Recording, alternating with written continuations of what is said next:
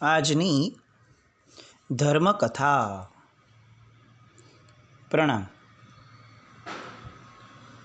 પરમ પૂજ્ય પન્યાસ પ્રવર શ્રી કેશર વિજયજી મહારાજ સાહેબના ચરિત્રની અંદર યોગ માર્ગની અંદર રસિયો જીવ જ્યાં અને જેવી રીતે જેટલો પણ ચાન્સ મળે ત્યાં યોગ માર્ગને ઉઘાડ કરવા માટે જે પ્રયત્ન સાહેબ કરે છે એ બધું સાંભળતા આપણને ખરેખર બહુ આનંદ થાય છે. સાહેબની એ ધારાની અંદર એક બહુ ઉપયોગી જે ઘટના બની એ હતી મુગટરામજીની ઘટના. પોતે એક યોગી વડોદરાથી 5 ગાંવ દૂર એવા મંજુસર ગામમાં રહેતા. લોકો એમના માટે બહુ સદભાવ ધરાવતા. એમના દર્શન કરવા માટે ઘણા લોકો આવે. કંઈ પણ પોતાનું કામકાજ હોય સંસારનું જીવનનું તો એમને પૂછવા આવે. આપણે ત્યાં દરેક શક્તિઓ છે ને પરાર્થકરણ માટે હતી. પ્રોફેશનલિઝમ માટે કરવી એ વિકૃતિ અને વેસ્ટર્નાઇઝેશન છે. પરાર્થકરણ માટે કોઈ પણ શક્તિનો ઉપયોગ કરવો એ આર્ય સંસ્કૃતિ છે. એટલે મુગટરામજીને જે આ શક્તિ મળી હતી એ શક્તિના કારણે તેઓ દેવાત્મા સાથે વાત કરી શકતા. પોતે તો ગૃહસ્થ આશ્રમી બ્રાહ્મણ હતા, પણ એક યોગી જીવ કેવો હોય એવી રીતે યોગ સાધનામાં બહુ બધા સમય માટે રત રહેતા. લોકોને સદભાવ અને લોકો પૂછવા આવે. પોતાના કામ થાય એટલે પ્રચાર કરે લોકો. અને એમાં ને એમાં આ વાતો પૂજ્ય કેશર વિજયજી મહારાજ સાહેબના ભાઈ મહારાજ દેવ વિજયજી મહારાજ સાહેબ એમના સુધી પહોંચી. સાધુ પુરુષો અને સંત પુરુષો માટે આર્ય સંસ્કૃતિના લોકો એ હંમેશા અતિશય સદભાવ અને વિનમ્ર ભાવવાળા રહ્યા છે. એમાં આ તો યોગી જીવ પાછા મુગટરામજી, એટલે એમને તો સંત પુરુષો પ્રત્યે ઘણી વિનમ્રતા. એટલે જ્યારે આ આવ્યા દેવ વિજયજી મહારાજ સાહેબ, ત્યારે એમણે એમને ઉતરવા માટેના કેટલાક જરૂરી સાધનો વગેરે, ઘરની વ્યવસ્થા વગેરે એ કરી આપ્યા. એમના મોટા પુત્રનું નામ ગિરજાશંકર ભાઈ. એટલે બહુ હર્ષપૂર્વક કર્યું કે અમારા ભાગ્ય જાણે પૂર્ણ થયા છે, સૌભાગ્ય કે સાહેબ આપ પધાર્યા છો. અને દેવ વિજયજી મહારાજ સાહેબને એમણે ઘણી સારી રીતે ઉતારો વગેરે આપી, પોતાના જ ઘરમાં અલગ ઓરડો કાઢી આપ્યો અને એમની આને બેસવાનો સમય આપ્યો. એ સમયે બેસે એ પૂર્વે ગામના કેટલાક લોકો આવ્યા અને પોતાના પ્રશ્નો લઈને આવ્યા. એટલે સહજપણે પરોપકારી જીવ છે, લોકોને સાચવ્યા. પાછા સાહેબ પાસે ગયા. પાછા 3-4 જણા આવ્યા. પાછા સાહેબ પાસે ગયા. છેવટે એમણે સાહેબને કહ્યું, સાહેબ બપોરે 2 વાગે બેસે, ત્યારે લગભગ કોઈ લોકો નહીં હશે. દેવ વિજયજી મહારાજ સાહેબ આ બધી ઘટનાને જોઈ રહ્યા છે અને એમના મન ઉપર એક ઊંડી છાપ પડી રહી હતી કે આ પરોપકારી જીવ છે અને બહુ સરળ જીવ છે. જે સાંભળ્યું હતું એ પ્રમાણે જ આ દેખાય છે.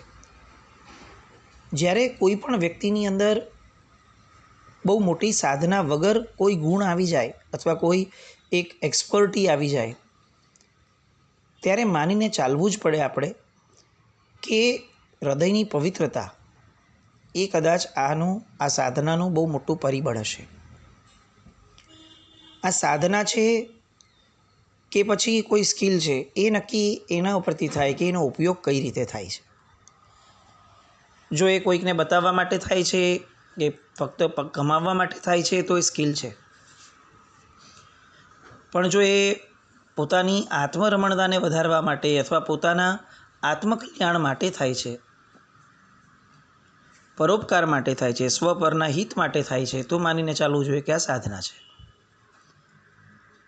સાધનાઓ રિપીટ થાય ભાવાંતરમાં, સ્કિલ રિપીટ થાય એવું જરૂરી નથી. અહીંયા બપોરના સમયે દેવ વિજયજી મહારાજ સાહેબ બેઠા. એમણે દેવ વિજયજી મહારાજ સાહેબનો હાથ જોયો અને કહ્યું કે સાહેબ આપ પૂર્વભાવના યોગી છો અને યોગના રસ્તે ચાલવા માટે જ જન્મ્યા છો. મારી સાહેબ આપને વિનંતી છે કે આપ જે સાધુ જીવનના બીજા કેટલાક કાર્યોમાં પડ્યા છો, મહાત્માઓને પત્રો લખવા અને બીજે બધું વહીવટ સંભાળવો, એમાંથી સમય કાઢી લો તો બહુ જ ઓછા સમયમાં સાહેબ આપને યોગની સિદ્ધિ થઈ જશે. કારણ કે પૂર્વભાવમાં આપ ઘણું બધું તો સેવીને જ આવ્યા છો, જેના સંસ્કારો સાથે પણ છે. એટલે સાહેબને પણ એ વસ્તુ જચી કે વાત સાચી છે, યોગની સિદ્ધિ કરવી હોય તો થોડું સાતત્ય તો આપવું પડશે આપણે.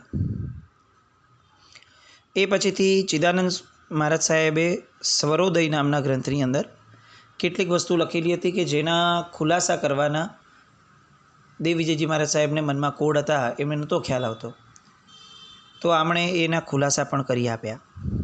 એકંદરે બહુ સંતોષ થયો અને એમણે ગિરજાશંકરભાઈને બપોર પછી પૂછ્યું, એકલામાં હતા ત્યારે, કે આ સાધનાઓ એમને ક્યાંથી મળી, કોની પાસેથી મળી? એટલે એમણે એમ કીધું કે તેમના માતાજીના જે પિતાશ્રી હતા, એટલે કે નાના હતા, એમના પાસેથી આ સાધના મળી હતી પહેલાં. પછી એમને એક યોગી દ્વારા મળી અને એમાં હનુમાનજીની સાધના સૌથી પ્રથમ હતી. એ પછી એમણે પોતાની પાસે જેટલું હતું ને એમાંથી સદાવ્રત કરવાનું ચાલુ રાખ્યું, લોકોને જમાડતા, અને એમાં ને એમાં આ દિવ્ય શક્તિ મળતી ગઈ. એમાં એ કલાકો સુધીના જાપ કરતા, પોતે ધ્યાનમાં બેસતા, અંદરથી જ પ્રેરણા થતી અને પોતે કરતા, એમાં ને એમાં આ સાધના મળી. હવે દેવીજીજી મહારાજ સાહેબને આ બધી વસ્તુમાં બહુ વ્યવસ્થિત ભરોસો બેસી ગયો અને એમણે કેશર વિજયજી મહારાજ સાહેબને વાત કરી. સાહેબનું મન લલચાયું એટલે 2 કે 3 શ્રાવકો સાથે ત્યાં મંજુસર આવ્યા અને એમની હારે વાત કરવાની શરૂ કરી. આ દિવાત્માઓને જે બોલાવવાની શક્તિ હતી એ એવી રીતની હતી કે આપણે મુગટરામજીને પ્રશ્નો પૂછવાના નામ સાથે કે મારે આ આત્માની સાથે આ વાત કરવી છે. મુગટરામજી એમની સાથે વાત કરે, એ દેવાત્મા સાથે અદૃશ્યપણે. આપણને ખબર જ ન પડે કે એમણે કોઈને કંઈ પૂછ્યું છે, પણ એ એમને પૂછી અને સામો વ્યક્તિ જે બોલે એ જ અક્ષરશઃ આપણને જણાવે. સાહેબે સૌથી પહેલો પ્રશ્ન કર્યો, કેશર વિજયજી મહારાજ સાહેબે, મારે કલિકાલ સર્વજ્ઞ હેમચંદ્રાચાર્યજીની હારે વાત કરવી છે. યોગશાસ્ત્રના અભ્યાસુ હતા સાહેબ, એટલે આ યોગશાસ્ત્રોમાં જેમના યોગદાનને કદાચ આપણે એમ કહી શકીએ કે એના વગર સંપૂર્ણ અધૂરું આ ક્ષેત્ર રહેત, એવા કલિકાલ સર્વજ્ઞ સાહેબને એમનું વાંચન વગેરે કરતાં કેટલાક પ્રશ્નો ઊભા થયા હતા. મુગટરામજી ઉપર શ્રદ્ધા બેસેલી એટલે એમણે મુગટરામજીને કીધું કે મને કલિકાલ સર્વજ્ઞના આત્માને બોલાવો, એમને કેટલાક પ્રશ્નો પૂછવા છે. મુગટરામજીએ તેમ કર્યું અને એમને કલિકાલ સર્વજ્ઞ પધાર્યા છે એવું જણાવ્યું. એટલે સાહેબે સૌથી પહેલો પ્રશ્ન પૂછ્યો કે યોગશાસ્ત્રની અંદર સાહેબ આપે એવું લખ્યું છે કે યોગી પુરુષોને ઝેર અસર ન કરે. મારો પ્રશ્ન એ છે સાહેબ કે આપણી ઉપર આપના શિષ્ય દ્વારા 2 વાર ઝેરનો પ્રયોગ થયો છે અને એ ઝેરના પ્રયોગથી આપનું મૃત્યુ થયું હતું. તો સાહેબ યોગશાસ્ત્રમાં આપે લખેલું આ વાક્ય એની સાથે કઈ રીતે સહમત થતું હતું? આપણને ખરેખર આ શક્તિઓની અત્યારે ઈર્ષ્યા આવે. કેટલાય એવા પ્રશ્નો છે કે જે પ્રશ્નો આપણને ખ્યાલમાં જ નથી કે હવે આ મહાપુરુષો વહી ગયા, એની સાથેની બધી હકીકત પણ વહી ગઈ. લોકો અલગ અલગ રીતે પોતાને મનમાં જે યોગ્ય લાગ્યું એ બોલે છે, પણ ધ ફેક્ટ એ તો અજાણ્યું છે. એવા સમયે આ મુગટરામજી જેવું જે વ્યક્તિત્વ જો મળી જાય કે જે વ્યક્તિત્વ આપણને રિયલ સેન્સની અંદર તે વ્યક્તિની ધારાને સુધી લઈ જાય, તો એવું લાગે કે કેટલીય મિથ્યા માન્યતાઓ આપણી તૂટી જાય. આ મુગટરામજીએ કલિકાલ સર્વજ્ઞ સાથે વાત કરી અને કલિકાલ સર્વજ્ઞએ જવાબ આપ્યા કે સૌથી પહેલું એ જુઓ કે મારી ઉપર ઝેરનો પ્રયોગ 2 વાર નહીં 3 વાર થયેલો અને મારું મૃત્યુ એ ઝેરના પ્રયોગથી નથી થયું, એ સ્પેસિફાઈ કરો. એટલે યોગી પુરુષોને ઝેરથી મૃત્યુ ન થાય એ વાત જે છે એ પોતે સમજવાની આવી સાહેબે.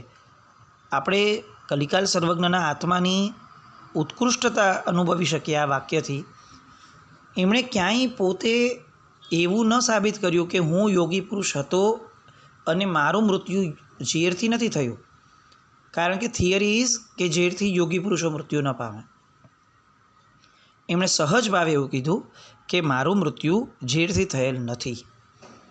પોતાને યોગી પુરુષ સાબિત કરવાના અભરખા દેવલોકમાં ગયા પછીથી પણ સાહેબને ન હતા, કલિકાલ સર્વજ્ઞને.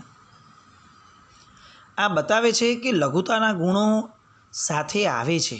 આ સંસ્કારો જે આ ભવની અંદર સાહેબે ચારિત્ર જીવન દ્વારા પાડ્યા હતા એ છેક ત્યાં સુધી પણ અકબંધ રીતે એમનામાં વર્તાય.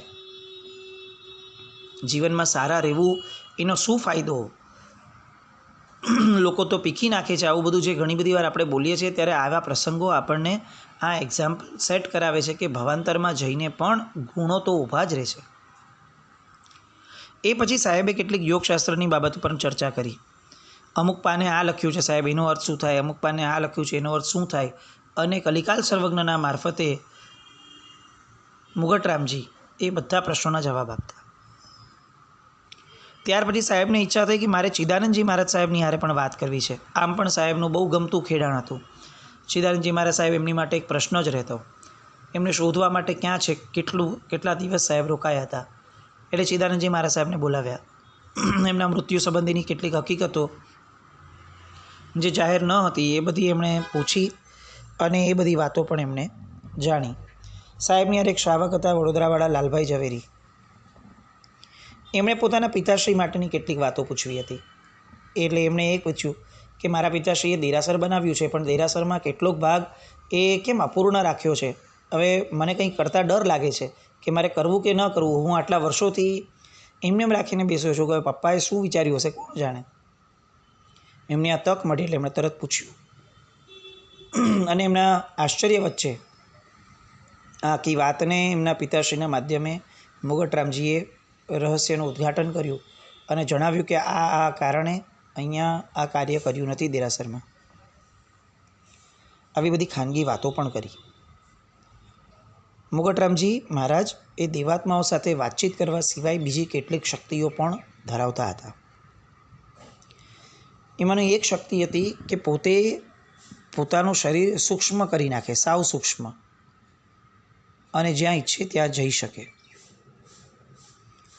એના પુરાવા સ્વરૂપે એમણે જણાવ્યું પણ ખરું કે તમે પેલો વાઇસરોય છે ને, એ વાઇસરોય અહીંયા આવતો અને એ ક્યાં ક્યાં જશે એ મને જરાક પ્રશ્ન ચિંતા થતી હતી કે જઈને શું કરશે. તો હું એ વાઇસરોયની પાછળ સૂક્ષ્મ શરીર લઈને જતો અને એની વાતો સાંભળતો. મુગટરામજીની આ બધી શક્તિઓ એ જાણ્યા પછી કેશર વિજયજી મહારાજ સાહેબને બહુ આનંદ થયો કે આવા સાધકોની પ્રાપ્તિ થઈ આપણને. કેટલાક દિવસનું જાણીને એમણે રોકાણ વધાર્યું. ત્યાં રોકાવાની કેટલીક અગવડતા હતી, પણ તેમ છતાં પણ પોતે રોકાણ વધાર્યું. અને દેવ વિજયજી મહારાજ સાહેબને પણ એ પત્ર લખીને બધું જણાવતા હતા કે આ બધી વસ્તુઓ આવી રીતે થઈ રહી છે અને આપણી જેટલી યોગની તકલીફો હતી એ બધી તકલીફોનું અહીંયા સારામાં સારું નિરાકરણ પણ થઈ રહ્યું છે. મુગટરામજીએ ધ્યાનમાં ઉપયોગી એવી 6 મુદ્રાઓ પણ શીખવાડી સાહેબને. આપણામાં જે લોકોને ધ્યાનની બાબતમાં રુચિ હોય એમને કદાચ એક લેવલ સુધીના ધ્યાન પછીથી આ મુદ્રાઓ કામમાં આવી શકે. અપફ્રન્ટ આ મુદ્રાઓથી ધ્યાન શરૂ કરવું એ કદાચ મને લાગે છે કે મુશ્કેલ પણ હશે, અને કેટલીક વસ્તુઓ તો આપણને ગળ પડે એવી જ નથી એ લેવલ પર જ્યાં સુધી ન પહોંચે ત્યાં સુધી. પણ તેમ છતાં આ 6 મુદ્રાઓ આપણને જાણ હોવી જોઈએ અને એનું ખેંચાણ થવું જોઈએ કે મારે ત્યાં સુધી પહોંચવું છે. એ આશયથી આ 6 મુદ્રાઓના વિવેચનને પણ આપણે લઈ લઈએ. સૌથી પહેલી મુદ્રા હતી ખેચરી મુદ્રા. આ મુદ્રા કેવી રીતે ઊભી કરાય અને એનાથી શું ફાયદો થશે? તો કે જીભનો જે આગળનો ભાગ છે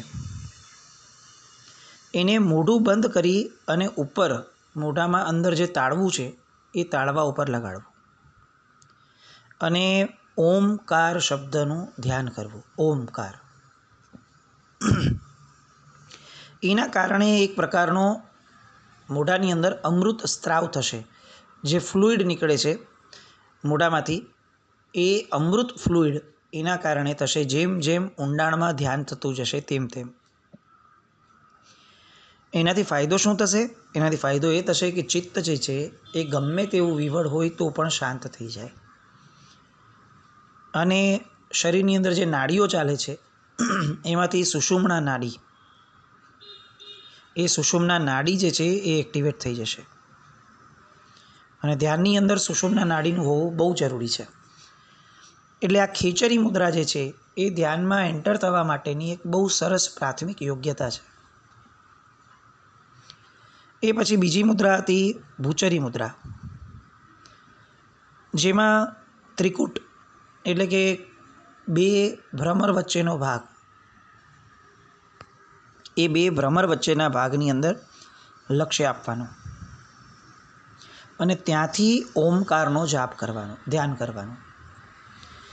એ કરવાના કારણે અંદરમાં એક નાદ ઉત્પન્ન થશે, અવાજ ઉત્પન્ન થશે અને અંદરમાં એક જ્યોતિનો પ્રકાશ દેખાશે. એ જ્યોતિના પ્રકાશ દેખાવાના કારણે જ ધ્યાન માર્ગની અંદર ખૂબ સહેલાઈથી ઉતરી શકાશે અને નવા નવા આયામો પણ કરી શકાશે. ત્રીજી મુદ્રા હતી ચાચરી મુદ્રા. આ ચાચરી મુદ્રામાં નાકની દાંડી ઉપર લક્ષ્ય આપવાનું, ઓમકાર શબ્દનો જાપ કરવાનો. એના કારણે 5 તત્વના રંગો દેખાશે અને આ 5 રંગોની સાથે એક તેજનો પ્રકાશ થશે. એટલે આ ચાચરી મુદ્રા જે છે એ એક પ્રકારનો પ્રકાશ જોવા માટેની મુદ્રા છે. નાકની દાંડી સાથે લક્ષ્ય અનુસંધાન કરવાથી. ચોથી મુદ્રા હતી અગોચરી મુદ્રા. આ અગોચરી મુદ્રાની અંદર કાનની અંદર લક્ષ્ય આપવાનું અને ત્યાં ઓમકારનો જાપ કરવાનો. આનો ફાયદો શું થશે? કાનની અંદર લક્ષ્ય આપવાના કારણે આજુબાજુ ગમે તેવો અવાજ થતો હશે તો પણ ધ્યાનને વિચલિત નહીં કરી શકે. એ અવાજ પહોંચશે જ નહીં આપણા કાન સુધી, કારણ કે કાન એક શબ્દની અંદર ટોટલી મેલ્ટ થયેલા છે. એટલે કાન નામની ઇન્દ્રિય જે છે એ ઇન્દ્રિય હવે બીજો કોઈ પદાર્થ ગ્રહણ જ નહીં કરે. એટલે અગોચરી મુદ્રા એ બહારના અવાજથી પોતાને પ્રોટેક્ટ કરવા માટેની મુદ્રા છે. પાંચમી મુદ્રા હતી ઉન્મની મુદ્રા. આ મુદ્રા દ્વારા બ્રહ્મરૌદ્ર જે છે, શરીરનો મસ્તકનો સૌથી સેન્ટરનો ભાગ, સહસ્ત્રાર ચક્રનો, એ બ્રહ્મરૌદ્રની અંદર ઓમકારનો જાપ કરવાનો, એની ઉપર ધ્યાન આપવાનું. 12 અંગુળ ઊંચે બહારના ભાગમાં એક ચક્ર જેવું દેખાશે. આ કરવા દ્વારા એ ચક્રની અંદર મનની વૃત્તિઓને સ્થિર કરી દેવાય. એટલે આ કરવાને કારણે શું થશે તો કે મનમાં બહુ સંકલ્પ વિકલ્પ થતા હશે તો આ ઉન્મની મુદ્રા દ્વારા સંપૂર્ણપણે એ સંકલ્પ વિકલ્પો નાશ પામશે અને એક એવી અંદરમાં પ્રસન્નતા વર્તાશે, સહજ આનંદ વર્તાશે કે જે સંકલ્પ વિકલ્પ અને આર્ત ધ્યાનના કારણે મેળવવો મુશ્કેલ હતો. છઠ્ઠી મુદ્રા જે એમણે શીખવાડી એ હતી સાંભવી મુદ્રા. આ થોડી ડિફિકલ્ટ મુદ્રા હતી. આ મુદ્રાની અંદર આંખ ખુલ્લી રાખવાની અને ખુલ્લી આંખની અંદર જે આઈબોલ છે, કીકી છે, એના ઉપર લક્ષ્ય આપવાનું. આ કરવાના કારણે આંખો સ્થિર થઈ જશે, પટપટાવવી નહીં પડે અને સ્થિર થયેલી જે આંખો છે એના કારણે આંખોનું તેજ ખૂબ વધશે અને આંખોનું તેજ વધવાના કારણે ધ્યાનની અંદર એકાગ્રતા જે છે એ અતિશય વધી જશે. સાંભળતા જ આપણને લાગે કે આ બધું તો કયા લેવલની વાતો છે અને આપણી માટે તો ક્યારે શક્ય બનશે ખબર નથી. પરંતુ એક વસ્તુ ચોક્કસ છે કે યોગ માર્ગને આપણે જે રીતે જોયો છે અને જે રીતે એને અછૂત રાખવાનો પ્રયત્ન કર્યો છે કે ભાઈ આ બધું તો યાર બહુ હેવી છે, બહુ ઉપરની વાતો છે, એ ભવિષ્યમાં આપણા વિકાસને સ્લો ડાઉન તો કરશે જ. કારણ કે ખરો આત્મિક વિકાસ એ યોગ અને ધ્યાન વગર કઈ રીતે શક્ય બને. એટલે ક્યાંક ને ક્યાંક આ વિષયને આપણે એડપ્ટ તો કરવો પડશે, આજે નહીં તો એ ભવોમાં કે જે ભવમાં મોક્ષે જવાની શરૂઆત થશે માર્ગની. એટલે જો મોક્ષે જવા માટે આ આવશ્યક વિધાન છે અથવા જરૂરી પણ છે, ઉપયોગી છે, તો આ જ ભવની અંદર આપણે એને કેમ ન એક્સેસ કરીએ? આ શક્તિઓ, આ મનની એકાગ્રતા એ જો સંજ્ઞીપણામાં નહીં મેળવ્યા તો તિર્યંચપણામાં કે દેવપણામાં તો શક્ય જ નથી. મનુષ્ય ભવની એક્સક્લુઝિવ આપણી આ એસેટ સંજ્ઞીપણું, એનો આ બેસ્ટ ઉપયોગ એટલે ધ્યાન. આવી ધ્યાનની પ્રક્રિયામાં હજી કેટલાક મુદ્દાઓ ધ્યાન રાખવા જેવા, લક્ષ્યમાં લેવા જેવા મુગટરામજીએ પણ કીધા છે. પૂજ્ય કેશર વિજયજી મહારાજ સાહેબ પોતે પણ એમના પુસ્તકોમાં લખી ગયા છે. આ બધી વાતોને આવતીકાલે સંવેદ્ય જીનાગના વિરુદ્ધ કંઈ પણ બોલાયું હોય તો મિચ્છામિ દુક્કડમ. જૈનમ જયતિ શાસન.